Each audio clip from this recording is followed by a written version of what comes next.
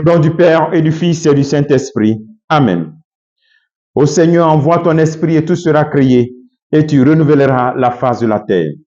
Bien-aimés dans le Christ, nous sommes aujourd'hui, vendredi 20 décembre. Nous sommes dans notre marche, notre dernière marche de préparation à la célébration de la vie de notre Sauveur Jésus-Christ. L'évangile que nous est proposé en ce jour, extrait de l'évangile de Luc, chapitre 1er, versets 26 à 38.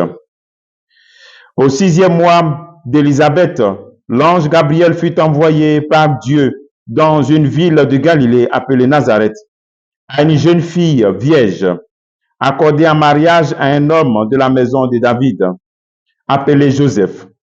Et le nom de la jeune fille était Marie.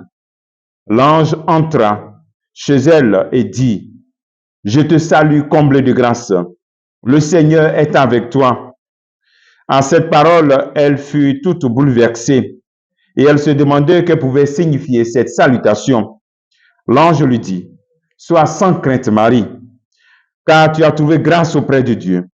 Voici que tu vas concevoir et enfanter un fils, et tu lui donneras le nom de Jésus. Il sera grand, il sera appelé Fils du Très-Haut. Le Seigneur Dieu lui donnera le trône de David, son père.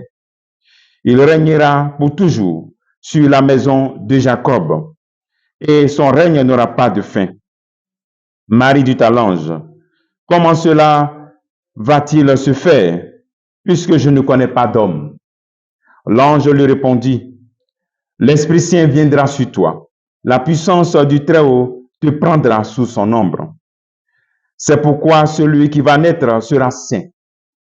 Il sera appelé Fils de Dieu. Or, voici que dans sa vieillesse, Élisabeth, ta parente, a conçu elle aussi un fils et en est à son 6e mois, alors qu'on l'appelait la femme stérile, car rien n'est impossible à Dieu. Marie dit alors, « Voici la servante du Seigneur, que tout m'advienne selon ta parole. » Alors l'ange la quitta. Acclamons la parole de Dieu, louange à toi, Seigneur Jésus. Voici que après cette merveille réalisée dans la vie de Zacharie et d'Élisabeth, Marie reçoit cette visite de l'ange. Je prie le Seigneur que l'ange Gabriel aussi te visite pour t'annoncer cette bonne nouvelle que tu espères. Mais surtout, savoir que l'ange Gabriel nous annonce la bonne nouvelle d'accueillir la parole de Dieu dans notre être, dans nos entrailles, et pouvoir aussi accoucher la parole de Dieu par une vie de témoignage. Il sera appelé le Fils du Très-Haut. Chaque fois que nous écoutons la parole de Dieu et que nous la mettons en pratique, nous réalisons ce même miracle d'accueillir le plan de Dieu et de mettre cela en pratique. Voilà.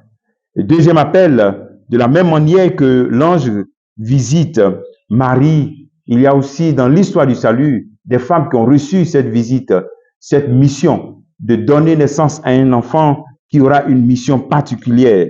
Nous avons le cas de Samuel, nous avons le cas de Samson. Donc c'est un appel aussi pour chacun d'entre nous à comprendre que Dieu nous appelle à une mission particulière. En nous préparant bientôt à accueillir le Seigneur, se demander qu'est-ce que Dieu veut de moi? Qu'est-ce que Dieu attend de moi dans ma vie? Quelle est ma mission? Et je pense que ta mission n'est pas compliquée à savoir. Si tu relis un peu ton histoire, si tu regardes la situation dans laquelle tu es, dans cette situation, Dieu aussi t'appelle. Toutes les situations que nous avons, tentations, épreuves, difficultés, sont aussi des opportunités pour témoigner de la fidélité de Dieu, pour témoigner de l'amour de Dieu.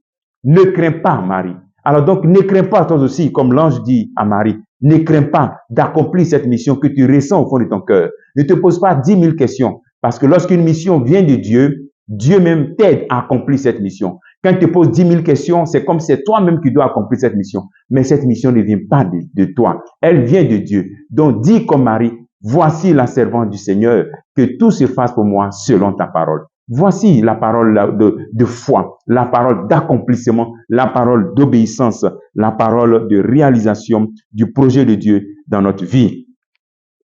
Alors, elle a trouvé grâce auprès de Dieu. Marie a trouvé grâce auprès de Dieu. Alors, comme avec Jérémie chapitre 1, verset 8, comme Moïse qui a trouvé grâce auprès de Dieu, Exode chapitre 3, verset 12. Et toi aussi, tu peux trouver grâce auprès de Dieu. Mais ça t'appelle aussi à continuer nos dévotions mariales, avec fidélité, avec persévérance. Celle qui a trouvé grâce auprès de Dieu, n'arrête pas de prier avec elle et n'arrête pas aussi d'imiter sa vie. Parce que c'est que Marie, son oui était un oui vraiment très grand.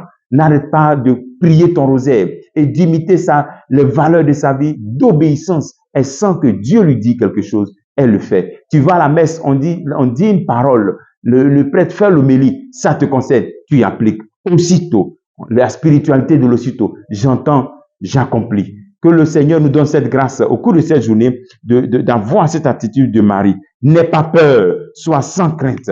N'aie pas peur de donner toute ta vie à Dieu. N'aie pas peur de qu'est-ce que les gens vont dire, qu'est-ce qui arrivera. Dieu s'occupe de tout.